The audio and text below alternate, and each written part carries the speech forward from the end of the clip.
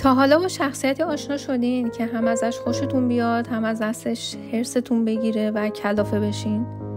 پچورین قهرمان داستان لرمانتوف دقیقا همون آدمه. نه یه قهرمان واقعیه، نه یه ضد قهرمانه. یه شخصیت عجیب غریب داره، کسی که با تموم بیخیالی‌ها و تناقضات زندگی رو کاملا به بازی گرفته.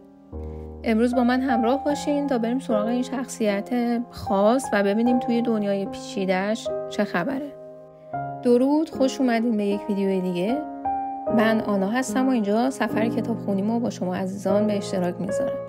علاوه بر یوتیوب شما میتونین از طریق اینستاگرام یا گروه کتابخونی تلگرام با من همراه باشین. خب بدون معطلی بریم سر اصل مطلب. ادبیات روسی جایگاه مهمی در تاریخ جهان داره. این ادبیات غنی از فرهنگ، جنبه‌های اجتماعی تاریخی و تحلیل‌های شگفت‌انگیز روان انسانه. امروز میخوایم در مورد رمان بزرگ قهرمان دوران ما اثر میخائیل لرمانتوف صحبت کنیم. قهرمان دوران ما از جمله اولین آثار نثر ادبیات روسی حساب میشه. همونطور که یوگنی آنگین اثر پوشکین اولین رمان واقعی رایانه روسی به شعر بود. جالب اینجاست که هر دوی این رمان‌ها در فاصله 10 سال از هم منتشر شدن و شخصیت‌های اصلی اون به نظر میرسه که کاملا شبیه همدیگه هستن. اینجا نکته جالبیه که قهرمان دوران ما اولین رمان اجتماعی، روانشناختی و فلسفی در تاریخ ادبیات روسیه محسوب میشه. لرمانتوف توی این اثر بر روی 2 عنصر مهم یعنی روانشناسی و فلسفه تاکید کرده. به همین دلیل این رمان به عنوان یک رمان روانشناختی و فلسفی شناخته میشه.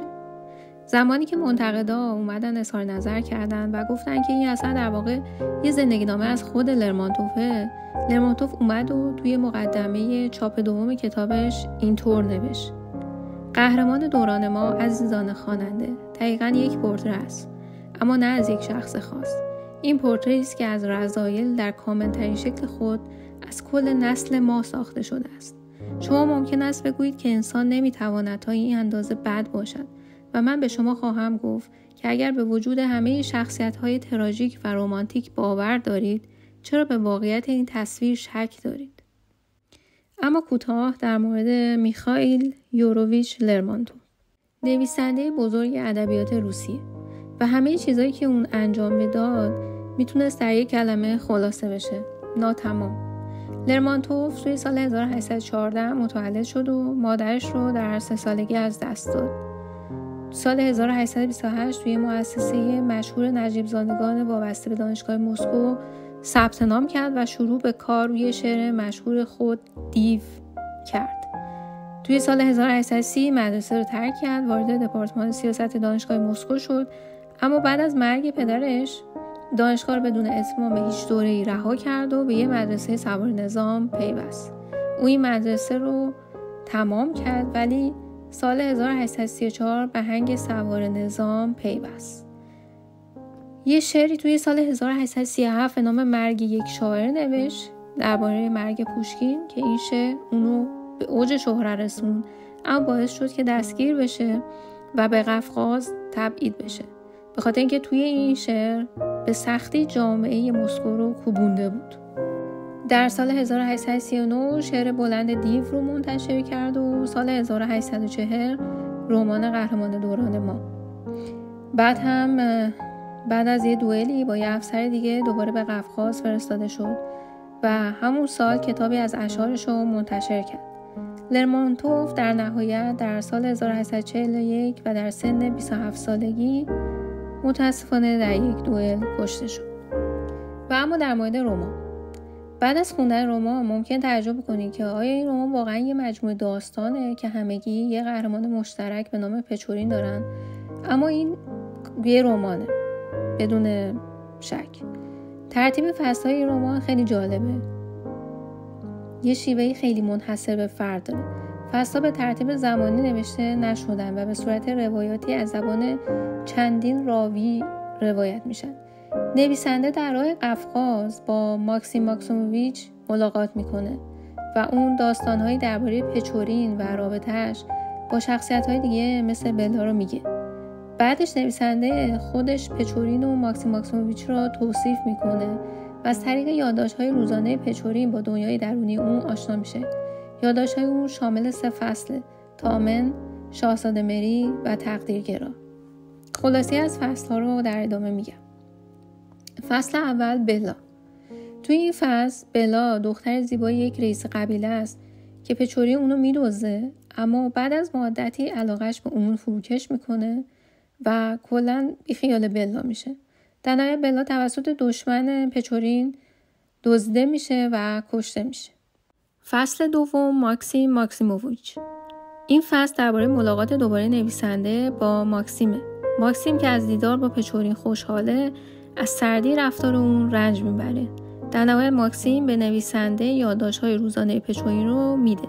در اینجا ما متوجه میشیم که پچورین داره به سمت پرشیا میره و در نهایت همونجا هم میمیره. بخش بعدی، تامن. پچورین 2 شب و در یک دهکده ساحلی به نام تامن سپری میکنه و با افرادی که توی قاچاق فعالیت دارن حالا یه جورایی درگیر میشه. فصل بعدی، شاهزاده مری. پچورین سعی میکنه توجه مری دختر از خانواده اشرافی رو جلب کنه، اما در نهایت به او علاقه نشون نمیده و این ماجرا به دوئلی با گروشنسکی ختم میشه. اینطور که پچورین فقط به خاطر اینکه سر به سر گروشنسکی بذاره به شاهزاده مری نزدیک میشه و وقتی که توجه این دختر رو جلب کرد و اون دختر عاشق خودش کرد بهش میگه که بهش علاقه نداره. در نهایت گروشنسکی بهش اتهام میزنه و اون به خاطر اعاده حیثیت به گروشنسکی پیشنهاد دوئل میده که در نهایت دوئل با مرگ گروشنسکی پایان میپذیره. فصل آخر و البته یه مقدار عجیب غریب، تقدیرگرا. توی این بخش پچورین درباره مفهوم تقدیر بحث میکنه و یکی از افسران برای اثبات اعتقادش به تقدیر با تفنگ به خودش شلیک میکنه و در نهایت دقیقاً مثل خود پیشبینی پچورین مرگ اون به حقیقت میپیونده. حالا در مورد تحلیل شخصیت پچورین. لرمانتوف پچورین رو از زوایای مختلف توصیف میکنه. از دید ماکسیم، بلا اون شخصیت پیچیده و متضاد داره که گاه دوستانه و گاه بیرحمه. از نظر خود پچورین اون فردی با 2 شخصیته، یکی که در جمع مردم زندگی میکنه و دیگری که در دل خودش اشک میرزه. اون خودش رو فردی میدونه که به درستی درک نشده و یه شخصیت تراژیکه. ولی به عنوان خواننده شما واقعا دست پچورین عصبانی میشین به خاطر اینکه اون شخصیت درونیشو میبینین، ولی شخصیت اجتماعیش خب بسیار جذابه. ولی خب شما در نهایت میدونید که اون چه شخصیتی در درونش داره و بارها از دستش عصبانی میشین. و اما تصویر زنان در رمان قهرمان دوران. نویسنده زنان رو به عنوان انگیزه ها و اشیای تمایل مردانه به تصویر کشیده. پچورین بلا، مری، ورا رو وسیله‌ای برای فرار از یک نواختی زندگی میبینه، در صورتی که به هیچ کدوم هیچ عشقی نداره. حالا در مورد مفهوم انسان اضافی در ادبیات روسیه صحبت میکنه. پچورین نماینده از نسل جوان اشرافه که استعداد و هوش زیادی داره، اما به دلیل بی‌اعتمادی جامعه از زندگی و آینده‌ای بزرگ محروم شده. این نسل در ادبیات روسیه به عنوان انسان‌های اضافی شناخته میشن و ویژگی‌های مشترکی با شخصیت‌های ادبی چون یوگنی آنگین و چاتسکی دارن. لرمانتوف در این رمان از نثر پیچیده و چند لایه استفاده کرده که ویژگی‌های رمانتیسیسم و واقع‌گرایی رو در کنار هم به نمایش میگذاره. این سبک بعدها مورد استفاده نویسنده‌های بزرگی چون الکساندر سولژنیتسین قرار گرفت. و اما جمع‌بندی. در نهایت قهرمان دوران ما یکی از آثار مهم ادبیات روسیه است که میشه ازش چیزهای زیادی درباره پیچیدگی‌های انسانی و تأثیر جامعه بر روحیه انسان‌ها فهمید. این رمان یه جور نقد اجتماعی به وضع جامعه اون زمان روسیه است و از اولین آثار روانشناختی توی ادبیات روسیه به حساب میاد. خب دوستان، امیدوارم از داستان و تحلیل رمان قهرمان داستان لرمانتوف لذت برده باشین. سپاس از همراهی شما. توصیه میکنم کتاب خاص رو بخونین و از این قهرمان پیچیده لذت ببرین. نظرتون رو با من در میون بگذارین و اگه از این ویدیو لذت بردین لایک و سابسکرایب یادتون نره. تا ویدیوی بعدی کنجکاو بمونید و به خوندن ادامه بدید. بدرود.